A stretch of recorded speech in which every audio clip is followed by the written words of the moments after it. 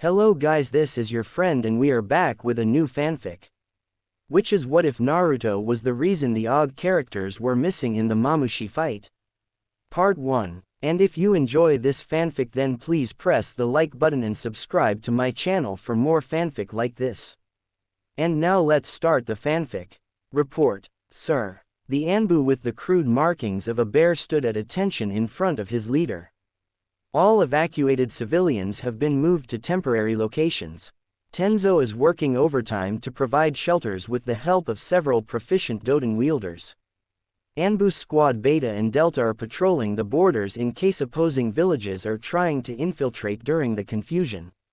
We have also received word from Jiraiya-sama that said his ETA should be about a week. Nothing yet from Tsunade-sama. Thank you Bear, you may return to your squad. Bear saluted once more before vanishing in a burst of speed. Turning his head to his window, Hiruzen Sarutobi cast weary eyes to his ruined village. More than 60% of Konoha had been turned to rubble during the mysterious attack of the nine-tailed fox. Peering down at the hospital chart, over 100 Jonin had perished, along with 243 Chunin and 436 Genin. He cringed when his eyes landed on the 4-digit number that displayed the civilian casualties. Truly, this was a disastrous day for Konoha. 2 days had passed, and the village was still in a state of chaos. He'd been doing his best to keep everything as quiet as possible to not alert the other villages of their vulnerable position, but news would eventually break out. Konoha will need to be on its feet by then. Sometimes it was hard to believe that there existed creatures powerful enough to reduce a strong and proud village to ashes. A high-pitched wail startled him out of his thoughts and drew his eyes to the chair in his office that now held a small cradle. Getting up from his seat and ignoring the creaking of his aged bones, the third Hokage hurried over to said cradle and carefully picked up the newborn from within. Hush now, Naruto, everything is all right. He gently rocked the blonde baby back and forth as he kept crying. What's the matter, are you hungry? Reaching into the cradle, he pulled out a baby bottle and began feeding Naruto, who was only too happy to drink from it. Hiruzen sadly watched the baby that looked so much like Minato. Kushina and Minato would have been the best parents for this baby, he was sure. They both looked absolutely giddy at the prospect of raising this child, so much so that they'd already started buying toys and clothes for him. But instead of being a day for celebration, it was now a day for grieving. You've been dealt a pretty bad hand, haven't you? Now finished with his meal, Naruto giggled softly before soon falling back asleep under Hiruzen's gentle rocking. God, he was bad at this. He never was any good at taking care of toddlers. His wife, Bawako, was the maternal one. Bawako, his heart clenched painfully as he closed his eyes at the thought of his now late wife. Her body had been found at the remote location that Kushina gave birth in with mysterious stab wounds. Truly a sad day for Konoha. A knock on the door brought him back to reality. Enter, he said softly, trying not to jostle the babe in his arms. The door opened and a familiar mop of lopsided gray hair walked in, with the face of a snarling dog that usually came with the hair. Ah, dog, Hiruzen gently said Naruto into his cradle and walked over to his desk, grunting softly as he sat back down. I've been expecting you. Dog's masked face seemed to linger on the cradle for a moment before he focused on his leader, saluting by force of habit. Hokage-sama, please, Kakashi, remove your mask. Kakashi reached up and unclipped his mask from his face, revealing the single bloodshot eye that wasn't covered by his village's headband. It seemed Hiruzen wasn't the only one to not have been getting any sleep. Kakashi once more looked back at the cradle. Reaching into his drawer, he searched around in it for a few seconds before taking out his pipe, filling it with tobacco as he let the young teen gather his thoughts. So, this is Sensei's child, huh? He walked a bit closer to the cradle. He already looks so much like him. Indeed, all was silent save for the noise of tobacco being stuffed inside the wooden pipe. With a snap of his fingers, the pipe was lit and brought to the lips of the old Hokage. What will happen to him? The young prodigy asked without taking his eyes off the whiskered baby. Hiruzen inhaled deeply before blowing out a small cloud of smoke. He will be placed in the orphanage until he is of age to take care of himself. Kakashi finally tore his eyes away from Naruto. Hokage-sama, if I may. I know what you are about to ask, Kakashi, and the answer is no. He puffed once more on his pipe to settle his nerves and continued, ignoring the teen's irritated eye. You are much too young to be taking care of a child, and are not in the right state of mind. As you are now, you would not be fit to be taking care of a baby. Not only that, Konoha needs you now more than ever. You are the squad captain of ANBU's primary team. We need you to take missions to acquire funds that this village so desperately needs right now. Kakashi clenched his fists in frustration. Do you really believe that he will be well treated in an orphanage? You and I both know what he is, what he contains. You know how people will react once they learn of it as well. Kakashi wasn't wrong. Hiruzen knew that. Mere moments after his birth, little Naruto had the greatest burden placed upon him. The massive monstrosity that ravaged the village was now sealed away into the belly of the baby. It's true, he will most likely be mistreated. The life of a Jinchuriki is never an easy one, but, he raised his voice slightly when he saw Kakashi about to interject. Rest assured that I will have my most trusted people taking care of him. Kakashi once more turned his gaze to the sleeping baby. He was only 14 years old himself. He knew better than anyone that he was no father material for a baby. But still, this did not feel right. And what of Jiraiya-sama? On his way, was the short reply, though he will not be able to take care of Naruto either, Kakashi. Much like you, Jiraiya has his spy network to take care of. Please trust me when I tell you that Naruto will remain safe. I will make sure of it. The young teen stood unmoving for a few moments before slowly reaching into his Anbu pants pocket and pulling out a small object. Leaning down, he placed the object in the cradle next to the sleeping baby and stood back up, turning back around to face his leader who was now looking at him questioningly. It's a toy that Sensei bought for Naruto a few weeks ago. The Hokage's eyes turned sad as he was reminded of Minato's eagerness to be a father. I see, Kakashi observed the old Sarutobi. Shoulders tense, posture stiff, vacant eyes, index finger repeatedly tapping on his desk. The trail of smoke coming from his pipe was being gently guided out to the open window, most likely from a small futon manipulation so as not to disturb the sleeping baby. Reaching down to his belt, he took his mask and clipped it back onto his face. At your command, Hokage-sama. The aged Hokage stood up once more and turned to face his window, watching his ninja running about to take care of errands. The afternoon sunlight bathed the village in a warm orange glow. He would have smiled at the sight were it not for the ruins everywhere. You are dismissed, dog. Dog saluted and disappeared in barely a whisper. Hiruzen observed his village for a few more seconds before looking once more at the sleeping baby, who was now clutching onto the wooden toy. Life won't be easy, Naruto. He closed his eyes as he could feel the weight of the world on his shoulders once more. He really was getting too old for this position. But I believe that you will be able to rise at the face of adversity. The Sandaime Hokage sat back down at his desk and began the long and tedious task of sorting through his paperwork. The little, dog, followed, his, masked tear, blue eyes squinted in slight frustration as they tried to read the words written in the children's book. Why was this so hard? All the other kids in the orphanage knew how to read this segment. But this page featured a few words that the young boy didn't recognize. He didn't mind too much, though. This was his favorite spot in the orphanage, behind one of the pillars that supported the housing for him and all the other orphans. Sitting down on the cool grass, fresh from morning dew and away from everyone else, listening to the sound of nature as the morning sun warmed up his body, it almost made him forget about everything else in the world. Frowning down at the book, the 4-year-old attempted to read the page once more. One more try, he knew he could do it. Hopefully he could finish this by lunchtime. Hey, brat, the blonde looked up, blinking a few times when the sunlight hit his eyeballs as two older kids walked up to him. It seemed he'd been found again. He'd have to find a new spot now. The taller of the two, Kita, smiled down mockingly at the shorter boy. So this is where you've been hiding this whole time, huh? Glancing down at the object in the whiskered boy's hands, Kita's smile turned smug.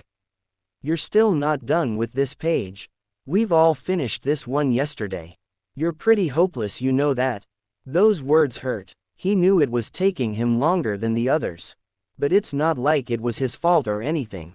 Despite that, he tried his best to smile at the older boy.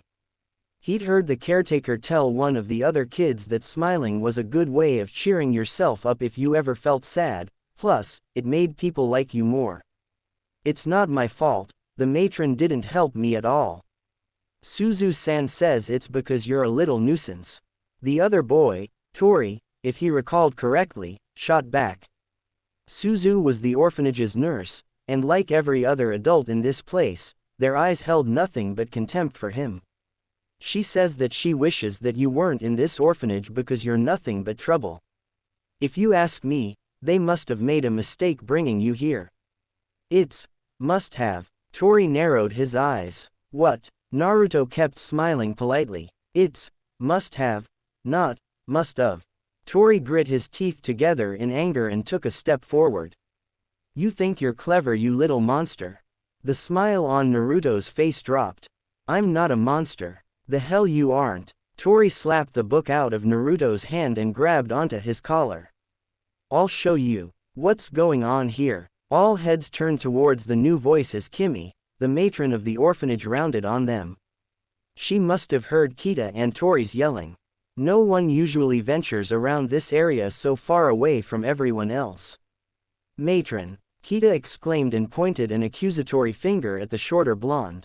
Naruto insulted Tori just because he wanted to help him with his reading. The matron turned furious eyes towards a now scared Naruto. You. She marched towards Naruto and roughly grabbed him by the wrist. What have I told you about bothering the other kids? But I didn't. Quiet. I don't want to hear anything out of you. She dragged him out of the courtyard and back into the hallway that led into his room. You stay in there and think about what you've done. I don't want to see your face again for the rest of the day. She shoved Naruto into his room and slammed the door closed as the small child stumbled in. Hearing the sound of a lock being turned from the outside, Naruto knew he could do nothing but comply. The matron was wrong. Smiling hadn't worked that time. Sighing as he flopped down onto his old mattress, Naruto felt around under his pillow and pulled out his treasure. A small wooden drum on a handle with two little beads attached on either side. He couldn't remember where he got it from, though it's been with him since the very beginning. He used his index and thumb to spin it back and forth from side to side and let the quiet drumming noise soothe him down. Shutting his eyes, he did his best to ignore his rumbling stomach. This was nothing new. Things had been like this ever since he's been here. The adults would look at him coldly and punish him for no reason, and the kids would follow along, blindly mimicking the grown-ups. No one told him why that was the case though. Where were his parents? Why was he treated so differently? What could he have possibly done that the adult thought was so horrible that they'd treat him like an outcast? So many questions, and so little answers. He wanted to see the outside world. Explore what was beyond the brick walls that made up the perimeter of the building. He wanted to explore the trees that he could see in the distance.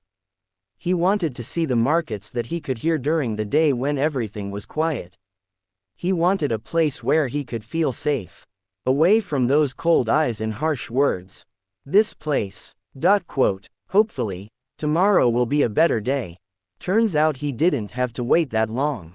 It hadn't taken much for the matron to finally snap. He was once more unfairly judged, and this time, Naruto hadn't wanted to take it quietly.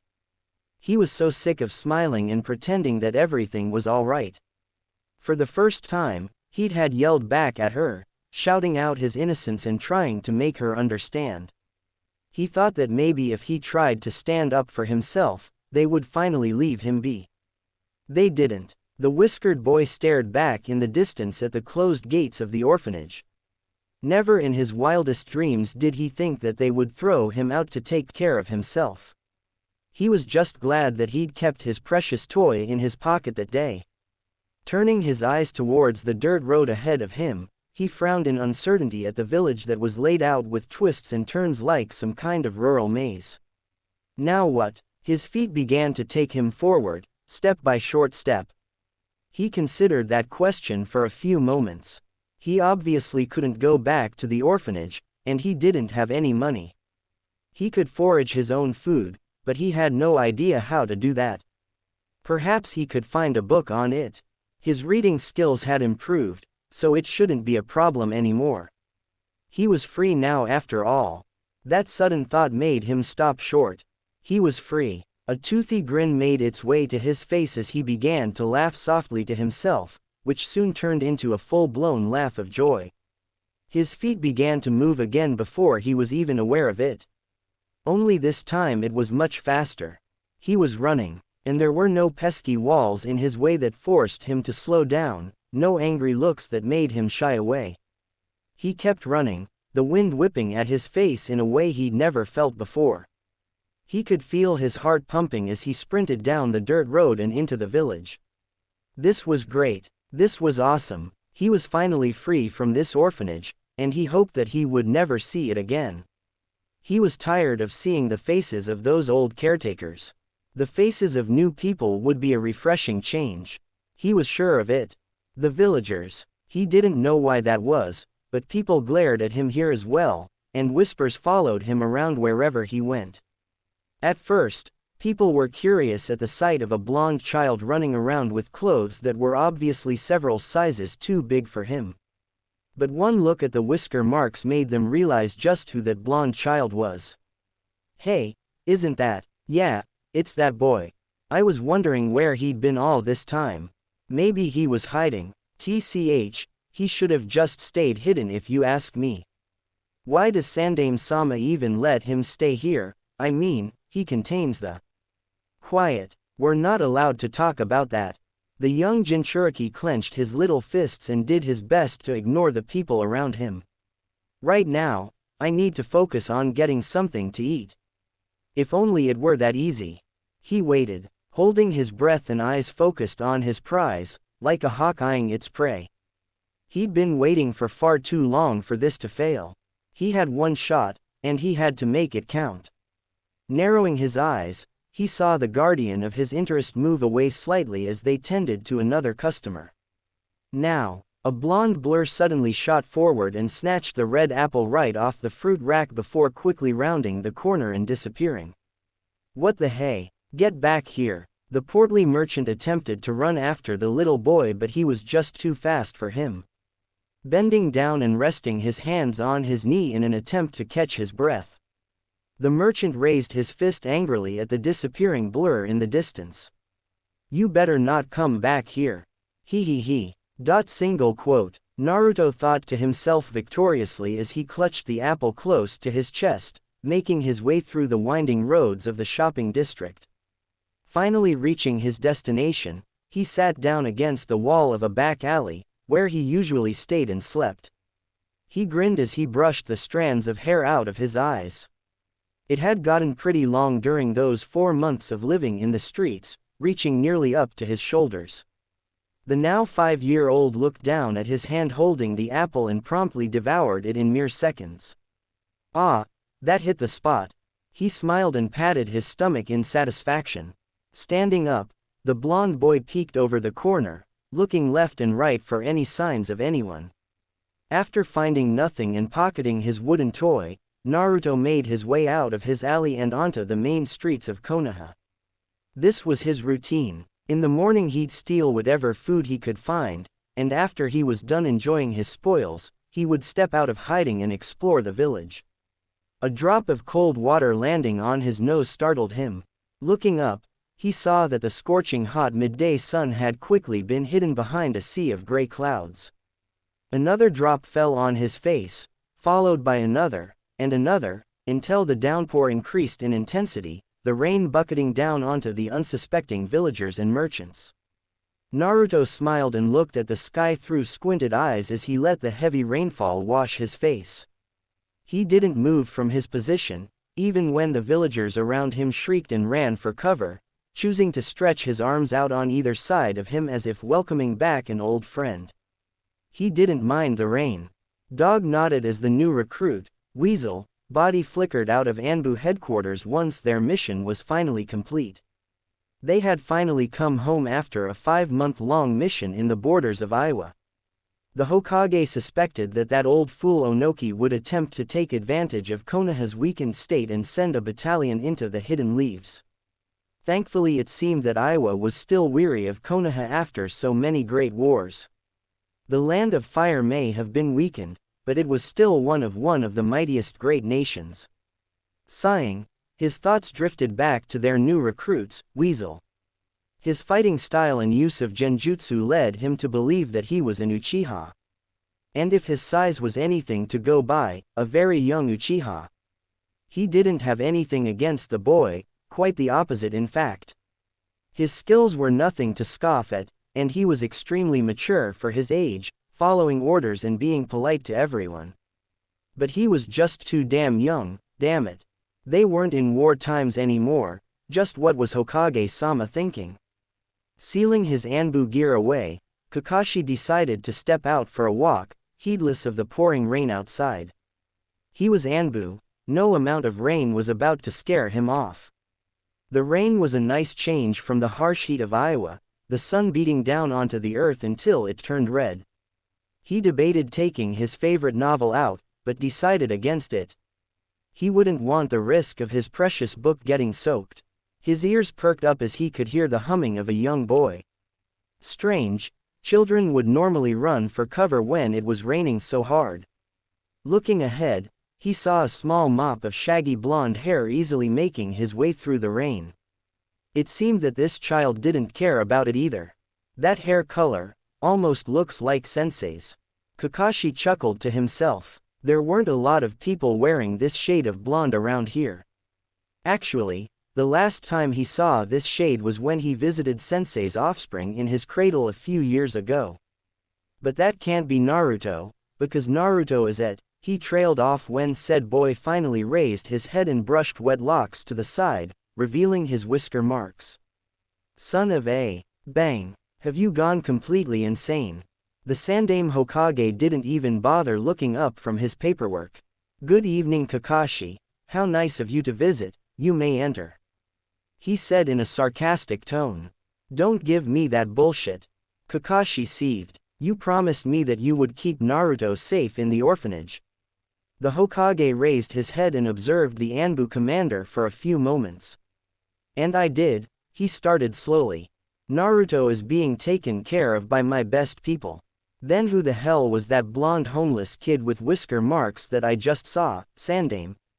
The temperature in the office seemed to drop several degrees. I beg your pardon, Naruto isn't in the orphanage.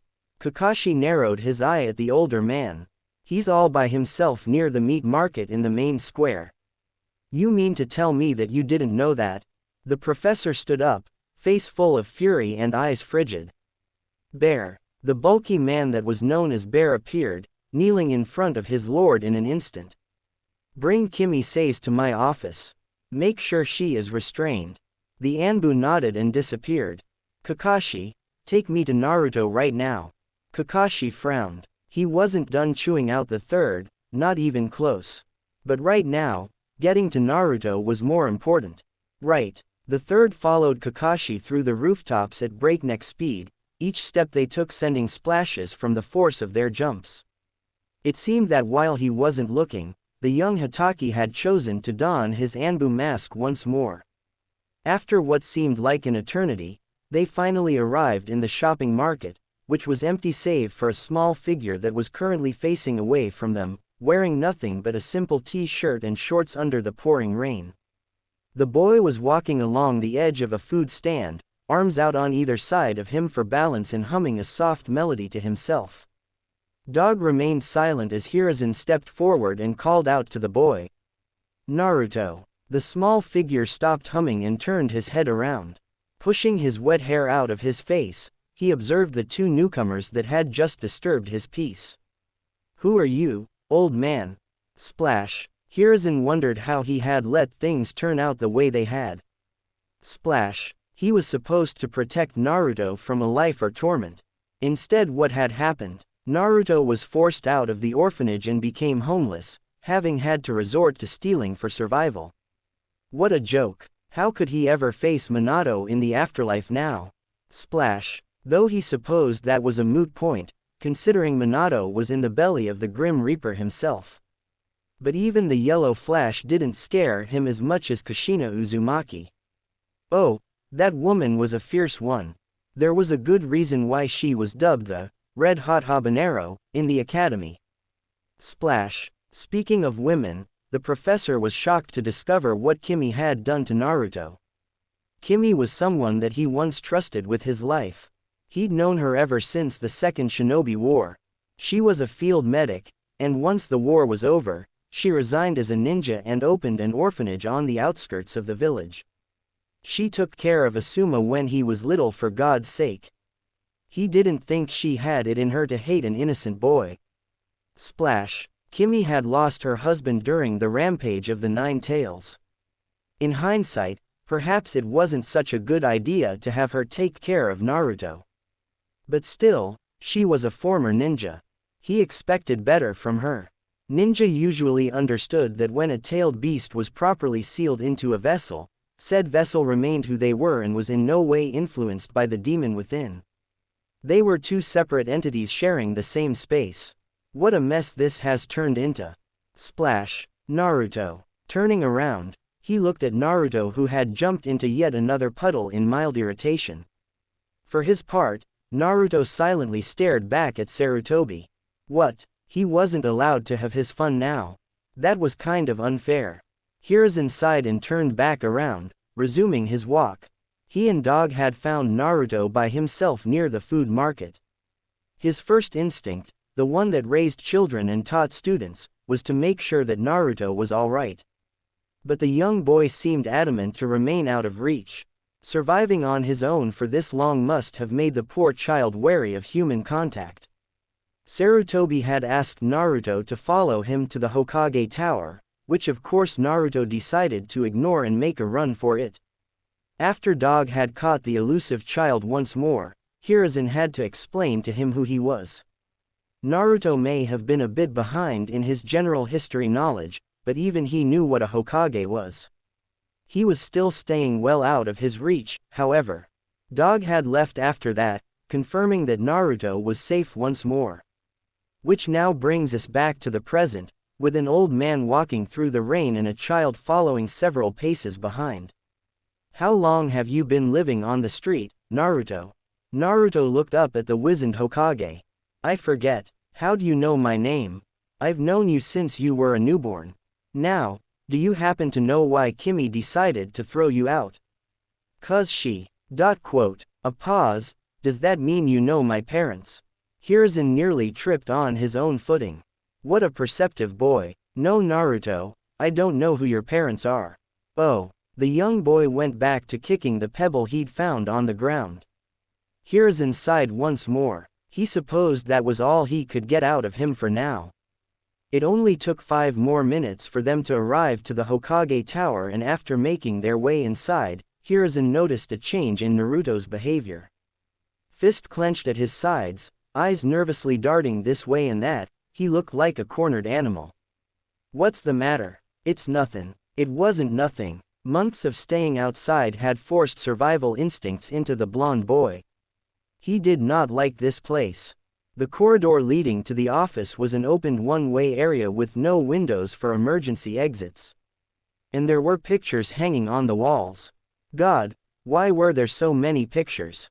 He always hated those. He swore he saw a painting come to life once. Sarutobi frowned but decided to let it go for now. He led the boy inside his office, closing the door behind them and choosing to ignore the way Naruto's eyes immediately darted to the closed window. "Naruto, please take a seat. Some dry clothes will be brought in for you shortly." Naruto turned towards the older man. I don't want new clothes. You'll catch hypothermia if you keep those on. The boy tilted his head. Hyper what? Hiruzen sighed. You will catch a cold, Naruto. But these are my clothes. I know, and they will be returned to you. But for now, I don't want you to get my sofa wet. Naruto didn't say anything and chose to stand next to the window. When was the last time you cut your hair? I forget. Hiruzen shook his head tiredly. He didn't know what he expected talking to a 5-year-old boy. After fresh dry clothes had been brought in for Naruto and Hiruzen had used some quick fire manipulation to dry his clothes, the Hokage's secretary, Eri, poked her head inside the office. Hokage-sama, Kimi is still in the waiting room. What should we do with her? Bring her in please. Naruto, wait outside for a few minutes if you will. And do not run off. Eri, keep an eye on him. Eri nodded as Naruto begrudgingly made his way back into the hallway from hell. 5 minutes later, Naruto glanced up from his spot in the hallway and saw the orphanage matron coming out of the office, hands bound behind her back with an Anbu escorting her. He followed her retreating back with his eyes for a few seconds before entering the office once more when he heard his name being called. Where is the matron going? She will be charged for her crime. Expelling a child out of an orphanage without the Hokage's jurisdiction is a serious offense. Naruto frowned. He didn't understand half of those words, but as long as she was far away from him then he didn't care. Naruto. The young boy looked up at the old man again. Kimi told me that she expelled you 4 months ago, coming on 5 months now. Why did you stay out for so long? Why didn't you come here to the Hokage Tower? He blinked in confusion. I didn't know what that was. You could have asked someone. I know the villagers aren't very friendly, but the patrolling shinobi would have helped you. Naruto frowned at that. I can't tell who's good or bad. I just avoided everyone and stayed hidden. Hiruzen sighed. I will arrange to have a home set up for you. He grabbed a stack of paper from his desk and began sorting through them. It will most likely be ready by tomorrow morning. So until then, you may stay here. The Jinchuriki's eyes widened. A house? He asked, surprised. Where? That depends entirely on what is available, my boy. He was getting a house. Just like that, he could hardly believe it. The old man was the Hokage, so he supposed it shouldn't be too hard for him to arrange something like that. But still, he doubted that this old man would just do that without expecting anything in return. Another thought crossed his mind as he sat down on the sofa. Don't people that live in houses have to pay for things? Like food and stuff? Don't you worry about that. I will come by every now and then to give you a monthly stipend until you are old enough to enroll as a shinobi. He gave a pointed look at Naruto. You do want to become a ninja, do you not? I think so. Splendid. The third Hokage stood up and picked up the pillow and blanket that Eri had left. It's getting pretty late, so why don't you go ahead and get some rest? He placed the blanket and pillow next to the blonde boy and went back to his desk. Tomorrow morning, we'll proceed with moving you into your new home. Naruto stared at the pillow for a few seconds. He'd never had one of those before. The orphanage didn't give him one. Okay. Laying down on the couch, the Jinchuriki rested his head on the pillow and pulled the blanket over his head. It didn't take him long to fall asleep. When Hiruzen came back into his office at 6 a.m., he found the boy already awake, perched on his windowsill that overlooked the village and enjoying the morning sun. Naruto, get down from there. You'll fall off. Said boy glanced back at the old man and hopped off, closing the window behind him. Are we going to the new house now? The Hokage couldn't help but smile at the boy's eagerness. The papers are almost finished, so please, be patient for a few more minutes. He chuckled lightly at the boy's despondent look and walked over to his desk, already getting started on the stack of paperwork. 15 minutes later, the aged Kage noticed Naruto's head suddenly turning towards the door and staring at it intently. After a few seconds, the door opened and Eri popped her head in. Hokage-sama, the the paperwork from last night is done. Interesting, the old monkey summoner thought to himself as he observed Naruto. Thank you, Eri. Naruto, we are leaving now. Follow me. The little boy hopped off the couch and quickly fell into step behind the Hokage. Coincidentally, Naruto's new house wasn't too far away from the back alley he used to sleep in. It was quite a modest thing. One small bedroom, a kitchen and living room combo, and a bathroom with a stand-up shower. It wasn't much, but it was still a drastic improvement from his former living conditions. As Naruto was busy exploring his new living area, there were windows in every room. Thank God Hiruzen placed a small envelope on the kitchen counter. Naruto. Naruto came running out of his bedroom. Yeah, old man, I had a genin team furnish your house this morning. You'll find everything you need. I trust you know how to use an oven. Good. This here, he gestured towards the envelope, is your monthly allowance. Use it to buy yourself food and pay your bills every week. Those will only come around once a month, so make sure you don't spend your money on unnecessary things. If you have any questions or you need anything, then you can find me in the Hokage Tower, where we were this morning. Naruto looked over at the envelope before looking over at the living room. A couch was there, as was a dinner table and a few chairs. The bedroom had a bed and a nightstand as well as a cupboard. The kitchen was already full with plates, glasses and silverware. There was a note on the kitchen cabinet that had a list of meats and vegetables he should buy. Even the bathroom already had a toothbrush and a tube of toothpaste. Naruto looked back over towards the Hokage, who was patiently waiting for Naruto to take everything in before finally voicing the question that's been niggling at his mind since the previous night. Why? Hiruzen stared at Naruto. Why what? Why are you doing all this? The house, the furnitures. Furnitures. Hiruzen corrected. Furnitures. Naruto frowned once more. You're even giving me money, and I know that's not normal. So why? The Hokage sighed and closed his eyes. Because Naruto, you are an orphan that's living in the street. It's not healthy, nor is it ethical. There are other orphans that don't have a place to live. What about them? You are a special case. Naruto squinted slightly. Does it have to do with why everyone hates me? That's enough, Naruto. Hiruzen turned away and made his way towards the front door. I will be back later with some groceries that you'll need in the future. For now, focus on getting settled in and exploring the rest of your house. And with that, the third Hokage was gone.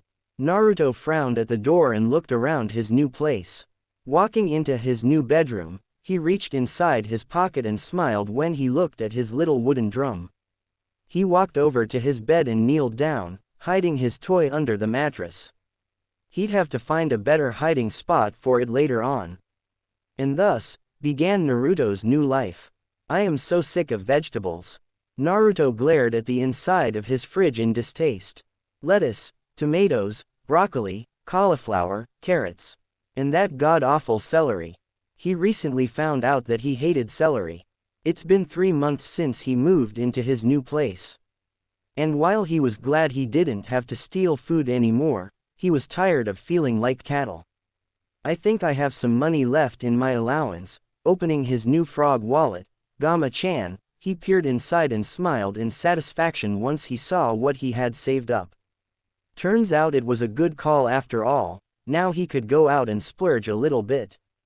Quickly throwing on his orange jacket that old man Hokage got for him, the young Jinchuriki opened his window and hopped out, shivering slightly when the cool night air hit his face. He loved this time of day. Despite the cold, the streets of Konoha were bustling with activity. The lights from street lamps and restaurants that were common after dusk gave nighttime a mystical feel, which was only enhanced with the faces of the previous Hokages staring down at the village like silent guardians. Speaking of Hokage, he didn't know what his opinion of the old monkey was. It definitely was a good one, though. He gave him food and shelter, and money to survive. He had stopped by several times to drop off groceries or to make sure he was alright. He was always nice to Naruto and gave him words of encouragement. He smiled at him instead of glaring at him. His constant presence made him a little more used to human interaction. Even though he was sure there was a deeper reason as to why the third Hokage was so nice to him, he couldn't really bring himself to care. Sometimes he wondered if, wait, what was that smell? That delicious smell of meat being fried, eggs being cooked, dough being stretched and kneaded and cut into perfection, creating this heavenly aroma of perfectly blended ingredients. Following his nose, Naruto made his way to an unassuming little stand. He could see a man with graying hair and kind eyes working away and making delicious-looking bowls of something with a little brunette following him around and attempting to help where she could. He watched in amazement as the cook expertly placed the meat in Narutomaki on top of noodles and broth along with some herbs and garnish before sliding the bowl on the counter and serving a drooling customer. He was so amazed in fact that he almost missed when the cook waved at him. Crap! Quickly turning around, he was about to run for it when he heard him call out to him. Hey, it's all right. Leaning back, he peeked inside the stand again and saw the noodle chef grin at him while waving him over. Ya hungry kid? That had never happened before. Usually, merchants and cooks chased him out, not invited him in. This could still be a trap, he had to be careful. Naruto cautiously made his way over to the table and stood on his tippy toes to be able to see over the counter.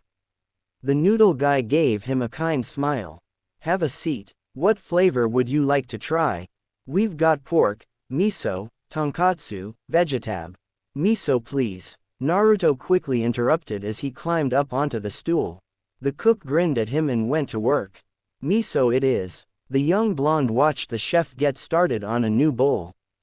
Placing the meat on the grill, he began stirring the broth that was boiling away in a pot and dropped an egg into a second pot. It was amazing, no movements were wasted, each action were made with the sole purpose of completing the task as quickly and efficiently as possible. Daddy, I wanna help too. Naruto looked over as the same brunette from before rushed in and tugged on the hem of the older man's shirt. The cook chuckled and patted her head. Sure Ayame. Why don't you chop some peppers for me? The little girl Ayame cheered and rushed to get the task completed. Be careful with the knife, he added quickly. Naruto smiled slightly at the sight. Is this what having a parent was like? It looked nice. It only took 5 more minutes for the bowl to be ready. Here we are, 1 bowl of miso ramen for the little mister. The cook said jovially as he placed the bowl in front of Naruto. Ramen? Naruto asked curiously, deeply inhaling the smell of the heavenly dish. The ramen cook suddenly turned back around, startling the young boy. You mean to tell me you've never had ramen before? At the blonde's head shake, the cook smiled at Naruto once more. What's your name, kid? Naruto. Naruto Uzumaki. The cook chuckled. Uzumaki, Naruto nodded. Interesting name. The blonde looked up at him curiously. Well Naruto, you can call me Tsuki. And this over here is my daughter, Ayame. He gestured behind him at the little girl that was putting some of the pots away. In his celebration for letting me serve you your first bowl of ramen, this one's on the house. Really? Thanks, Teshi. Tsuki's eyebrow twitched as Naruto mispronounced his name and watched him break his chopsticks apart. Thank you for the meal. The hungry blonde picked up a few strings of noodles with his chopsticks and quickly slurped them up. Whoa, this ramen stuff is amazing. Tsuki smiled proudly as Naruto began shoveling the ramen in his mouth like a starving man. He's just like Kushina, he thought to himself fondly. Hey daddy, I can't find the spatula. Ayame rushed up to Tsuki and noticed the young customer. Oh my gosh, your whiskers are so cute. The 9-year-old exclaimed. Naruto paused, an indignant look appearing on his face as his cheeks reddened slightly in embarrassment. They're not whiskers, they're birthmarks, I think. He mumbled that last part to himself. Whatever, your whiskers are still cute, Mr. Whiskers. The whiskered boy groaned as he went back to his ramen. Tsuki, who was watching the interaction, chuckled to himself. Naruto, he called out, getting the blonde's attention. The chef smiled at him. You will always be welcome here. A warm, Alien feeling bloomed in his stomach and he could feel his eyes begin to sting a little. Thank you, Tsuki-san." He quickly brought the bowl to his lips and pretended to drink from it to hide his moistening eyes. Maybe things weren't so bad after all. "So, you're guarding the Uzumaki kid now, What did you do to get stuck with that, Azuki?" A man with a bandana queried playfully as he chewed on the senbon in his mouth. "Genma," chided a woman with red eyes and curly black hair. "It's all right, Kurenai," Azuki replied and smiled at Genma. "I requested to." "You requested to?" another man wearing shades asked in surprise. "I thought you only lived for the missions, and all that stuff. What happened?" "Her last mission went south," Hayate answered Aoba's question. Yugao, who was holding his hand in hers, squeezed it a little too tight, making Hayate wince slightly. "It did not," Yugao said in a warning tone to her boyfriend. "I just needed a change of scenery. Taking mission after mission is having its toll on me." A man with a heavily scarred face laughed at that, making accusing eyes turn to him. "Don't even get me started on you, mister. I opted out of a mission because I had a stomach ache." Reido's laugh abruptly stopped. "I did," he shouted indignantly, making Yugao roll her eyes. "Still," said Kurenai, "don't you think it's a bit boring? I know that Naruto boy isn't exactly like the other kids, but he is still one."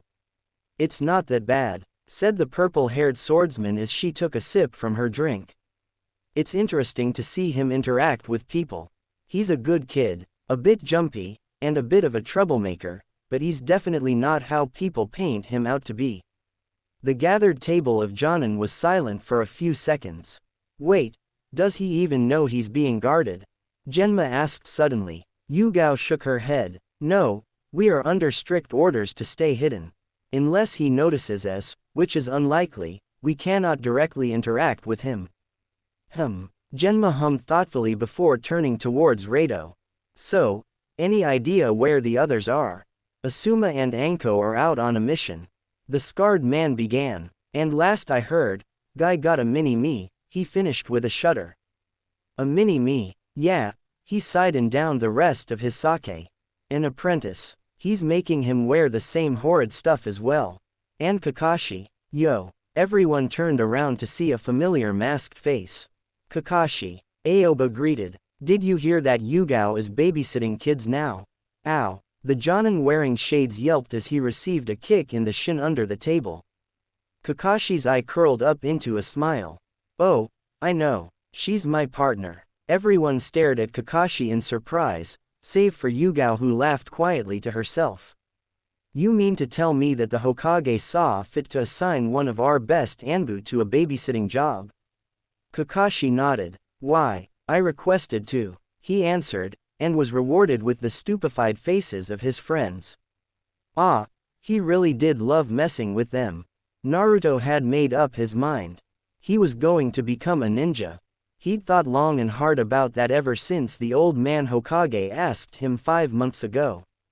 On one hand, being a ninja was probably super dangerous. They played with sharp stuff and spat out fireballs. But on the other hand, they played with sharp stuff and spat out fireballs. How cool was that? Of course, that wasn't his only reason. He wanted to become strong. Strong enough to protect those he cared about. Strong enough to protect himself. Stronger than anyone. He wanted to be just like his idol, the 4th Hokage. Now he was a true hero in his eyes. He died protecting what was important to him. He fought against a natural disaster and killed it. I'm telling you, Taji, I got my Ni-san to show me how to unlock chakra. The whiskered boy stopped in his tracks and peeked behind a tree. He was at a random training ground right now, hoping to maybe find stray weapons he could start practicing with. But this sounded much too interesting to ignore. No way, I don't believe you. It's true, the first kid that looked about 10 years old exclaimed. You wanna see? A girl with bluish hair looked uncertainly between her two friends. I don't know, Isao, maybe we should wait until we have an adult with us. It doesn't seem safe. Isao just grinned at her confidently. Don't worry Yui, it'll be fine. He sat down and crossed his legs. I think he said you have to meditate like this and look deep within yourself, then you'll feel it. Taji looked skeptic. And then you just pull it out. The girl looked as unconvinced as Taji. Is it really that easy? Must be. Ni-san wouldn't lie to me. There was a slight rustle next to them behind the tree and 3 sets of heads turned towards the noise. What was that? Taji asked and quickly ran behind the tree to take a look. Huh, there's no one there. The shortest of the 3 kids looked towards his friends, who just shrugged in similar confusion. Look deep within yourself, Naruto thought to himself as he sprinted his way back to his home. All I have to do is close my eyes and look for it. He grinned. How hard could it be? The answer is, pretty hard. Naruto had been trying to meditate and look for that damn feeling for the past 20 minutes and he still couldn't feel anything. He was beginning to think that the kid from the training ground had lied. But Uzumaki Naruto was nothing if not stubborn. He never gave up. He never had so far and he never will. So once more, he sat down with his legs crossed and concentrated. Come on you bastard, the blonde muttered to himself. He squeezed his eyes shut as his face scrunched up in concentration. Show yourself damn it. Gah, still nothing. Maybe he should wait. Was that it? He could definitely feel something warm in the pit of his belly now. That must be it. Now all he had to do was grab it and pull it out. He attempted to do just that, reaching for it and pulling hard. He didn't expect it to pull back, however. What was happening? The feeling felt hot now, too hot. It was painful, like acid boiling in his stomach. He didn't like that. He must have done something wrong. He tried letting go of it but it was too late. The burning feeling seemed to consume him and the acid began to spread through his body. He tried to scream, call out for help, but it seemed his voice had left him as well. All he could do was squirm in agonizing pain. And just like that, the pain was gone. Gasping, he took in big gulps of air as he caught his breath. Where was he? He definitely wasn't in his room anymore. He was somewhere wet, and dark and cold. Wherever he was, he didn't like it. And what was up with that giant metal cage in front of him? A single red eye opened in the dark. But it was big, way too big to be a person or an animal. And it looked very angry too. A sudden pressure crashed onto his shoulders, forcing him to his knees, but nothing was touching him. This was much worse than before. He couldn't breathe, his thoughts were reduced to unintelligible garbles. He saw flashes in his minds of the infinite possible ways he could die right now. But even through all of that, he heard it. A voice so deep and loud he could feel it reverberate everywhere in this strange place and echo inside his head, like a recording of metal meeting gravel cranked up to 1,000. You are not welcome here, Warden. The shivering blonde felt himself being forced out of wherever the hell this was, and he suddenly found himself on the floor of his apartment once more, with sweat drenching his clothes and eyes unfocused. He gasped for air as he sat up into a sitting position, trying his best not to throw up his lunch. What the was that? Sleep had eluded him that night. His mind kept going back to the events that had happened within the last 10 hours. Every time he fell asleep, he saw that eye. That cold, angry eye that seemed to hold so much hatred inside. And that feeling, he shivered at the mere memory of it. Whatever that thing was, it had called him, Warden. That word was familiar, though he couldn't remember what it meant. Perhaps he'd read it in one of his books. He'd have to look it up later on. He sat up in his bed when he heard his front door open. Can I come in? That sounded like the old Hokage. Getting off his bed, he walked out of his room and into his living room, where he watched as the old man placed an envelope on his kitchen counter.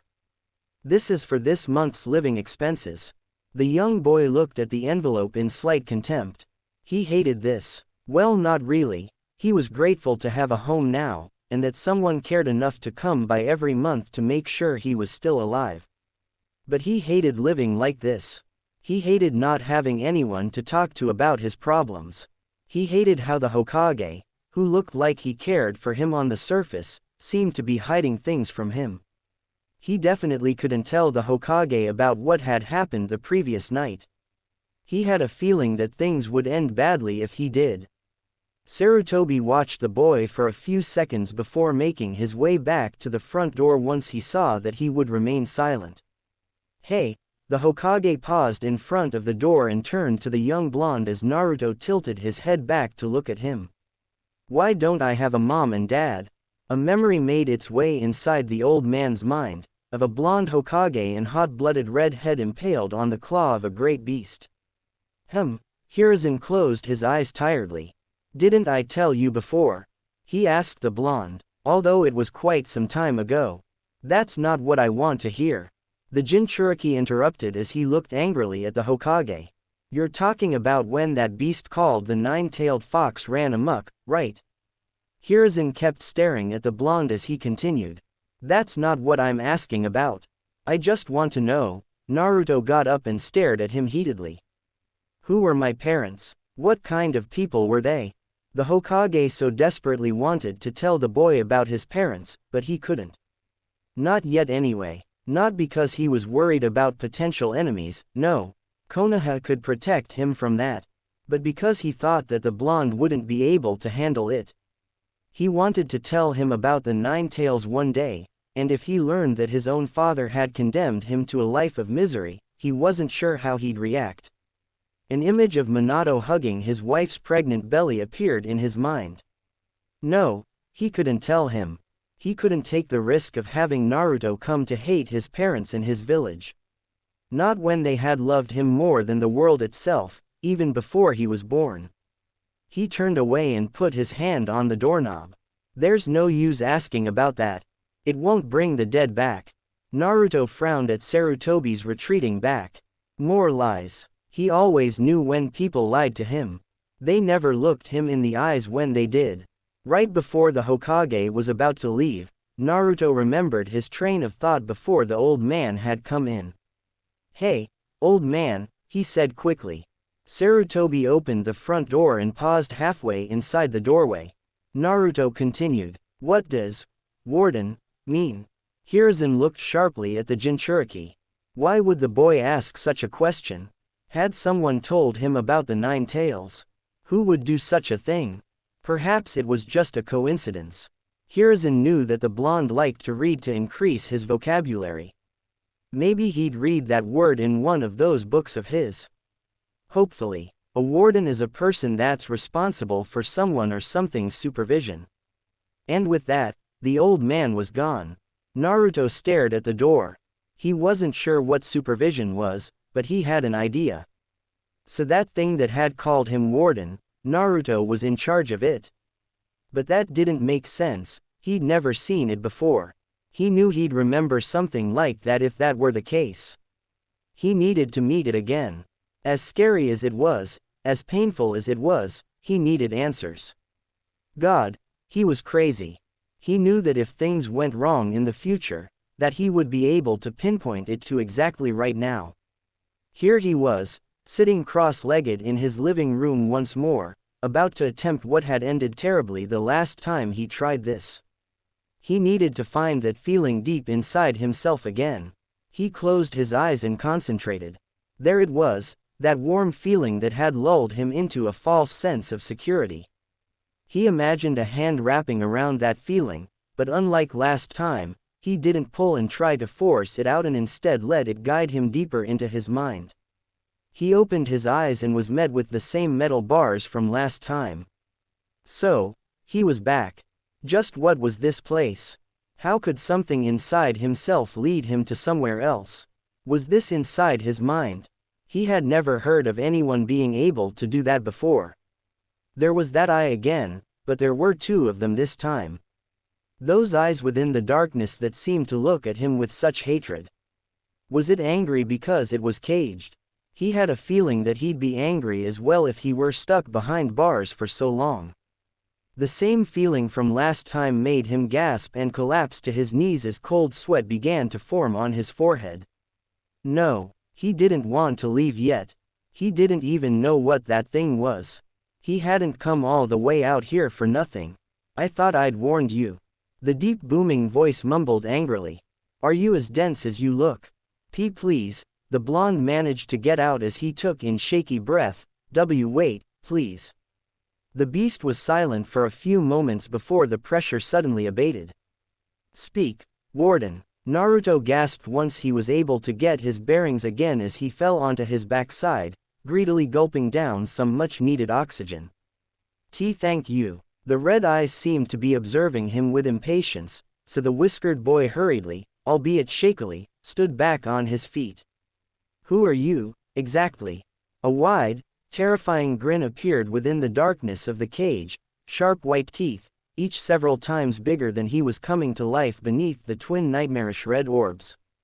So, the little human is curious about me, The creature gave a deep humorless laugh. Should I feel honored? It asked in a tone that was practically dripping with sarcasm. Naruto began to shiver in panic as the glowing eyes appeared to be floating up higher and higher, staring at him from what looked like hundreds of feet high. You want to know who I am, mortal? Then I'll tell you. Some of the darkness within the cage began to fade, giving Naruto a better view of the beast inside. Orange fur, razor-sharp teeth, blood-red eyes. But that wasn't what scared the boy the most. He stared in horror at the 9 swishing tails behind the giant fox. I am the Kyuubi, the 9-tailed demon fox, and mightiest of the Biju. The fox gave the blonde a menacing grin. It took all of Naruto's willpower not to pass out right then and there. He was face to face with the 9-tailed fox. The same fox that could create tidal waves and hurricanes with merely a swipe of its tails. The same fox that nearly destroyed his home village and killed the greatest Hokage they ever had. He tried to look at things rationally. The Kyuubi was unable to touch him from there. Those bars were there for a reason, and he had a feeling that if the 9 tails could take them down, then he would have done so already. Now he had even more questions than before. What was the strongest Biju doing here? The 9-tailed fox. He stuttered. But how is that possible? I thought that the 4th killed you. A giant hand smashed against the metal bars, making the cage creak and rattle as Naruto jumped back in fright. You think that pathetic fool of a Yondaime could ever defeat me? The 9 tails roared in anger. None in this world could ever come close to me. You are nothing but ants in front of my might. Naruto gulped audibly as he stared at the visage of the demon fox. Then, what happened? The mighty demon sat back down as it huffed angrily to himself. That blasted Namikaze sealed me away, into a pathetic twerp of all things. The 9-tails' eyes narrowed as it looked at his warden. I was so close to ending your miserable existence. But that damned Uzumaki, she held me down with her pesky chains before I could finish the deed. Uzumaki. There was another Uzumaki before him. He'd always thought he was just given a random name. Wait, what was that about sealing? What do you mean by, sealed you away? Are you saying that you're sealed inside of me? Is that why you called me warden before? The young blonde babbled. The great Biju cast him an annoyed glare. I grow tired of your presence, morsel. Be gone. Wait, Before he could say anything else, he felt that same feeling from yesterday of being forcefully pushed out of his mindscape. He could kick him out of his own mind. That was so not fair. Naruto woke up with a groan as he sat up again and held his throbbing head. His brain was spinning with even more questions. He had learned a lot, but now new questions had arisen. The freaking 9 tails was inside of him. And the 4th hadn't killed him at all, he had sealed it into him. Was that why the entire village seemed to hate him?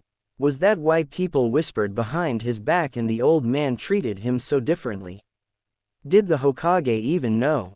He had to. He was the Hokage. The blonde reached under his mattress and held his little drum for comfort. Why did he keep something like that from me? What else is he hiding? I bet he does know who my parents are, but he just doesn't want to tell me. Well, 2 could play at that game. If the leader of this village would keep things away from him, then so would he. The 9 tails had said something about an Uzumaki. All this time, He'd thought that it was just a made-up name given to him because no family wanted him.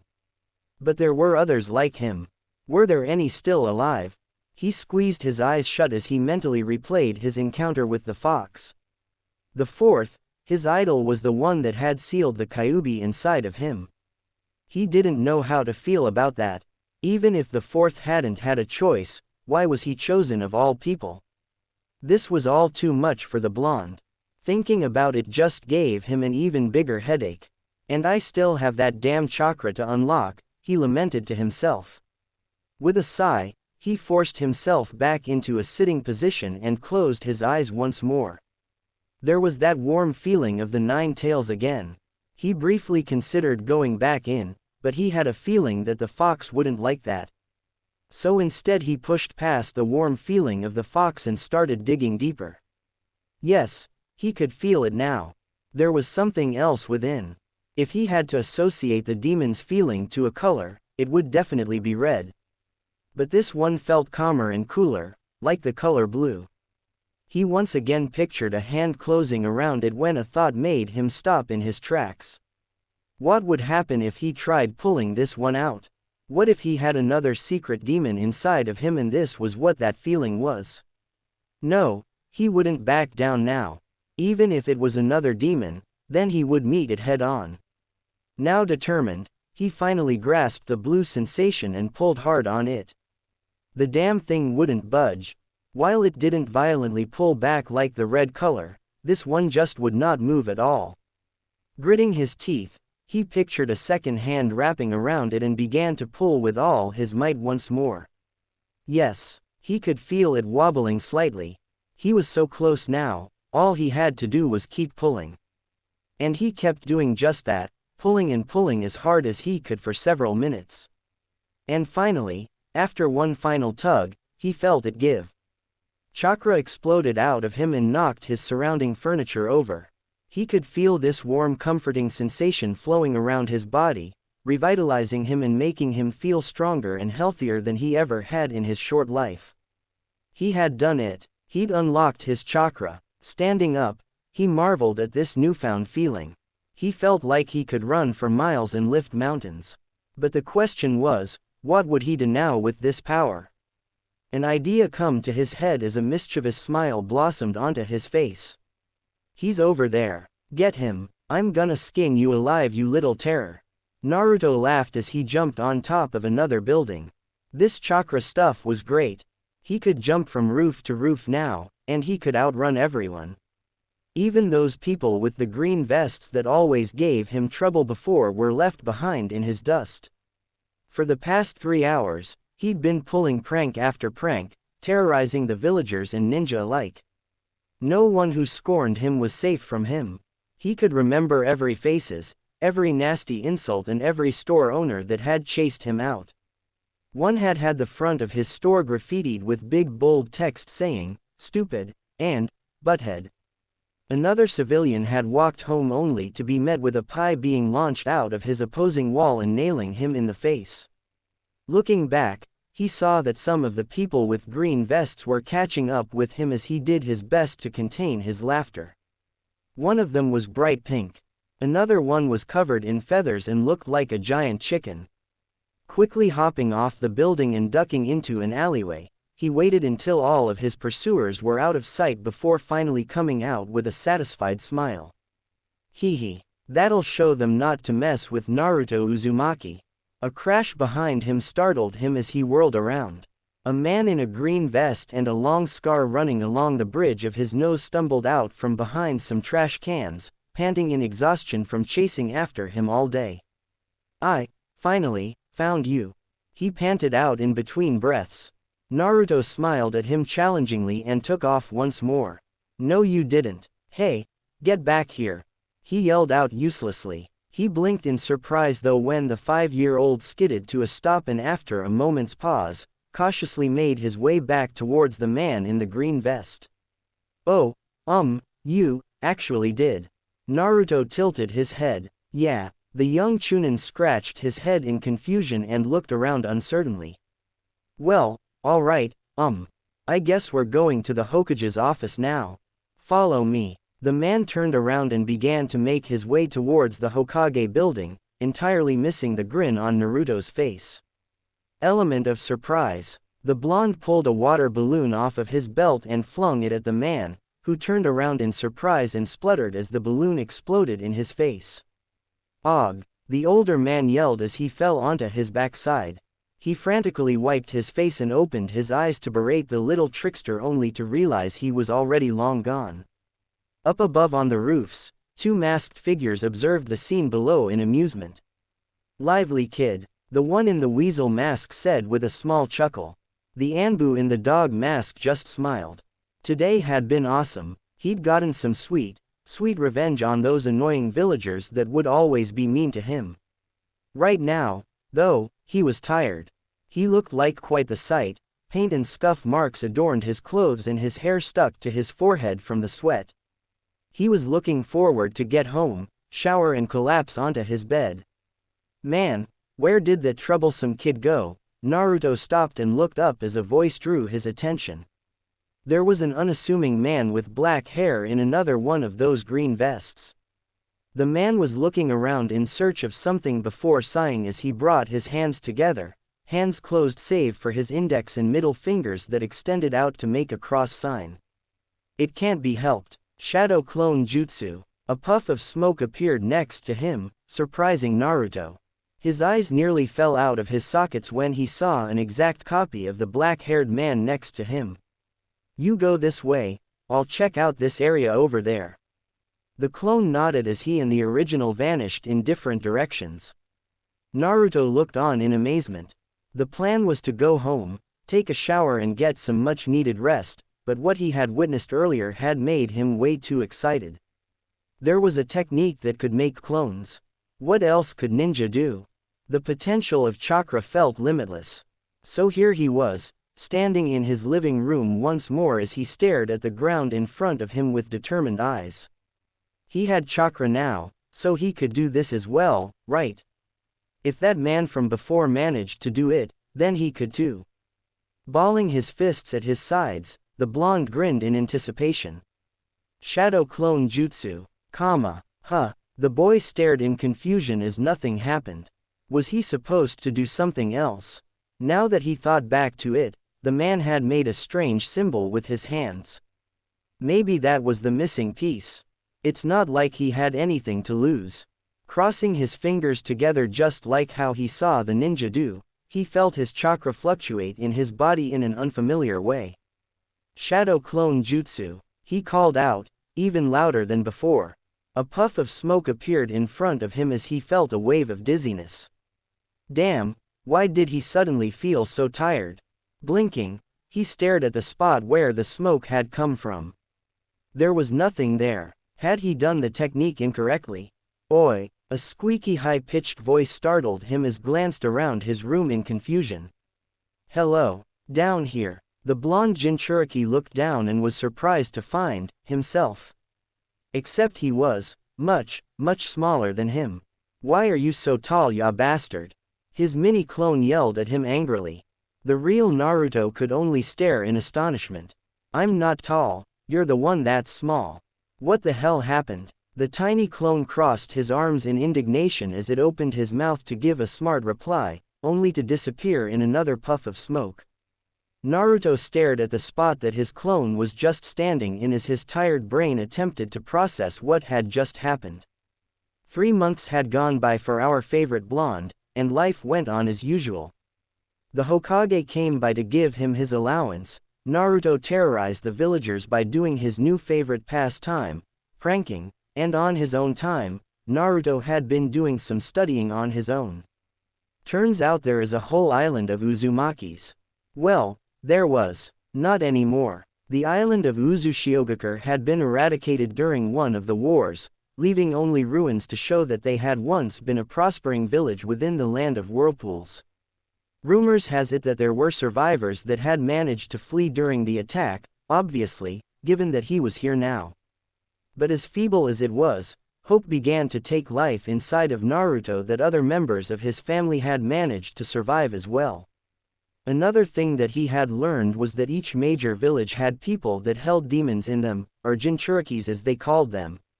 While the thought that there were others out there who were just like him made him happy, he couldn't help but wonder how they were being treated over there.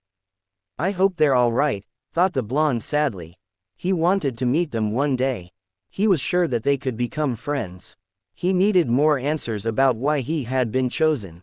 A passing book in the library about the fourth had told him that Minato Namikaze had a genin team before he was anointed as the Hokage. Uchiha Obito, deceased. Nohara Rin, deceased. Hitaki Kakashi, Jonin of Konohagakure. This Kakashi person might know something about the Yondaime's decision. He hoped so at least. A soft knock on his front door shook him out of his musings. Glancing at his clock, he saw that it was 9:38 p.m., who could it be at this time? Slowly padding his way to the front door, he stopped in front of it as he pressed an ear to it. Who is it? No answer. That was weird. He slowly reached up for his handle and opened the door a crack, peeking his head behind the frame. No one there. But there was a package on the floor with writing scribbled on it that read, "To Naruto." His interest having been piqued, he opened the door fully and picked up the package in his small hands. Glancing from side to side once more, he turned back around once he saw no one and closed the door behind him. What is this? He stared at the package for a few seconds, suspicion steadily rising as he thought of what could be inside of this unassuming package. After shaking it gently and confirming that the material inside was soft and nothing dangerous, he ripped it open as a note fell out of it. He picked up the note curiously and opened it. For those cold winter days, happy birthday Naruto. Birthday? Yes, he'd heard that word before. Kids in the orphanage had used it several times, though he never really thought that he could have one as well. It made sense now that he thought about it. He glanced over to the calendar that was hanging from his wall. So October 10th was his birthday then. Placing the card down, he opened the package further to reveal a blue scarf with lines running horizontally across the fabric that were a lighter shade of blue. It's so soft, he thought as he wrapped it around himself and marveled at the warmth it seemed to give him. But who would give him this scarf? There wasn't anyone behind the door. Running to his window, he threw it open as he looked around the dark street in the hopes of finding this mysterious person. Unfortunately, the area was barren at this time of night.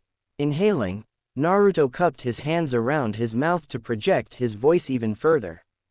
"Thank you," he yelled out into the night. He waited a few seconds in the hopes that he would get an answer back. Nope. Nothing but the wind. With a small sigh, he ducked back inside and closed his window. Hiding a few meters away within the darkness, the single visible eye of a certain masked man curved up into a smile. It was horrible. Everyone in this underground bunker looked like sick caricatures of what used to be humans. Everywhere he looked, victims of failed experiments moaned in agony or stared lifelessly at nothing in particular. The ones that were still conscious enough to speak were barely aware enough to give off unintelligent mumbles. Men, women, even children, none were spared from the cruel treatment. That monster, how far is he willing to go for his twisted ambitions? Captain. The newly promoted 13-year-old captain of Anbu tore his eyes away from the gruesome sight before him in favor of turning his attention towards his subordinate, a man in a tiger mask with medium-sized brown hair that was tied up in a spiky ponytail. What do we have? It seems that all these people have been forcefully paired with some kind of artificial nature energy. The tiger Anbu looked down at the clipboard in his hands. None of them could properly wield it as the natural chakra rebelled against them, so Orochimaru attempted to modify their bodies to be able to properly sustain it, leading to this.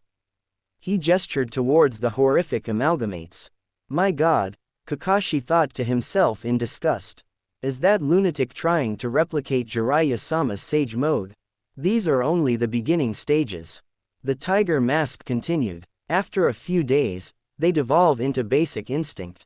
Hunt, kill, eat. The mark on their bodies release some kind of enzyme into their system that makes them turn wild and feral. They become extremely dangerous and will attack anything on sight. Have we tried removing the mark? The team commander asked. That's the thing, sir. Tiger looked uneasily at the disfigured victims. The marks seem to hold a piece of Orochimaru's soul. It's impossible to remove it. It wasn't looking good. Kakashi stared hopelessly at what he assumed was a young female clutching a crying infant to her side. Have any of the recovered bodies turned back to normal? None, sir. All of these people are done for. The subordinate replied grimly. The gray-haired Anbu squeezed his eyes shut as he debated what to do. He slowly walked over to the huddled figure of the young girl he saw before and crouched down to her level. She didn't seem to notice him. The deformed experiment was slowly rocking her child and muttering a lullaby as her empty eye sockets stared right through him. He knew what he had to do. But, could he do it? Could he really take the lives of these poor tortured souls? They hadn't done anything yet. They didn't deserve to die. They were just civilians living their lives who fell victim to a twisted man's corrupted desires. But it was too late for them. The kindest thing he could do now was to end their misery, but he didn't think he could do it. Reaching down to his hip, he pulled off the dog mask that was attached to his belt and stared at the visage of his title. Was this what it meant to be Anbu? To do whatever it took to protect Konoha? To do what no one else could do for the sake of the others? Kakashi always knew that being the captain of the Black Ops was a cruel thing, but this was the first time that he actually saw just what this position entailed. Please. His attention was taken off his mask as he looked over at the girl that had finally noticed his presence. Please, help us. He would help these people. No matter how hard or painful it was, he would do what needed to be done. Looking at his mask once more, he flipped it around and brought it to his face. Kakashi. Number. He wasn't Kakashi anymore. He was Dog now. With this mask, he was the Anbu captain of Alpha Division. Dog reached up to the handle poking out behind his left shoulder and grabbed onto it, pulling on it to free the blade from its sheath. If this was what being an Anbu meant, then he would do it without complaining. He would turn off his emotions and do what was necessary to complete the mission. Because if he didn't, then who would? He'd take on the full brunt of this responsibility, because he was Anbu. He was Dog, the protector of Konoha. The Anbu captain drove his blade in the heart of the girl, who died painlessly a few seconds later. With shaky hands, he began his grueling task, and he didn't stop. Even when they screamed in terror. Even when they begged for mercy. Even when the children cried for their parents. Because that is what was necessary. Wake up, Kakashi. Kakashi jolted awake. Tiredly opening his eye, he blearily looked at the face of his colleague with the bird mask. It's 6:43 p.m. I know it's part of that persona of yours to be late, but Cat has been waiting for you for nearly an hour. With a groan, the scarecrow sat up in his bed and rubbed at his only exposed eye. He was normally an extremely light sleeper, something that has been developed as a necessity given his field of work. But every now and then, he'd have one of those nightmares. Memories of his worst moments within his life. He glanced at his now opened window near his bed.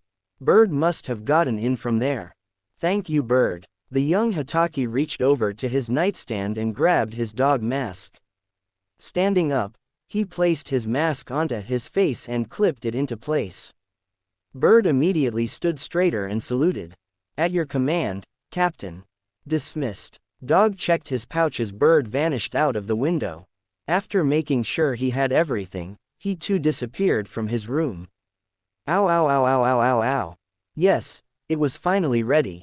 After waiting all of 3 minutes, the food of the gods was finally ready. Well, a substitute to it, at least. Holding the boiling cup of noodles, the young Jinchuriki quickly made his way to his dinner table, almost throwing it onto it because of the heat. Once his tortuous trip was finally over, he blew onto his hands in an attempt to ward off any burns. It'll heal. It always does. Sitting down on a chair, he eagerly broke his chopsticks and brought his hands together. Thank you for the meal. With that done, he could finally dig in. The cup of noodles never stood a chance. In merely a minute, the cup that once contained the heavenly dish had been completely emptied. Another easy victory for Uzumaki Naruto. Closing his eyes, he savored the feeling of his warm meal. It was a cool night out today, but he didn't mind it. Smiling, he ran a hand through his brand new scarf that he now wore around his neck. He had to find out who gave it to him so he could thank them properly. He closed his eyes and cleared his thoughts. Yes, there they were. He could barely feel them, but they were definitely there. It's not like they were making a big effort to hide themselves anyway. He knew of those masked people that would often be in the vicinity of his house. He had a feeling they were sent by the Hokage. The Jinchuriki had to be protected after all. When had he developed a sixth sense? He had no idea, but he had a feeling it came from living on the street for a few months. It had forced his sense of survival to the max. It wasn't anything amazing, he could only kind of feel things that were in his immediate area. But still, he thought it was an awesome skill to have. He didn't know why, but one of those masked figures made him feel safe, almost as if he already knew him. Hey, just because the Hokage made him cautious didn't mean that he had to be scared of the people protecting him, right? Opening his eyes, he smiled as he rushed towards his kitchen once more, pulling another cup ramen out of his cupboard and putting it to boil. They must get pretty hungry, being up on the roofs for so long with nothing to eat. After 3 more minutes, the cup ramen was ready. Making sure to use oven mitts this time to not burn himself, he brought it to his windowsill and carefully placed it down. Well, no one was coming down to get it. Maybe he'd been wrong and no one was there. He shrugged and made his way back to his living room. They'll take it whenever they see it. He needed to find that Kakashi guy. He was sure that he would be able to tell him more about why he was chosen as the jailer of the 9 Tails. Plus, being the student of the 4th, he had to be strong. Maybe he could get the Jonin to train him. He needed to become stronger. If he was going to become a strong shinobi one day, then he'd need training, lots of training. And he had a feeling it wasn't going to be easy. Yes, tomorrow, he would find him. And he would find his answers. His eyes went back to his windowsill. The cup ramen was gone. And they didn't even say thank you, how rude of them. Running over towards his window, he leaned his upper body outside and took a deep breath. You're welcome. He couldn't have sounded more sarcastic even if he tried. But he was only greeted with silence.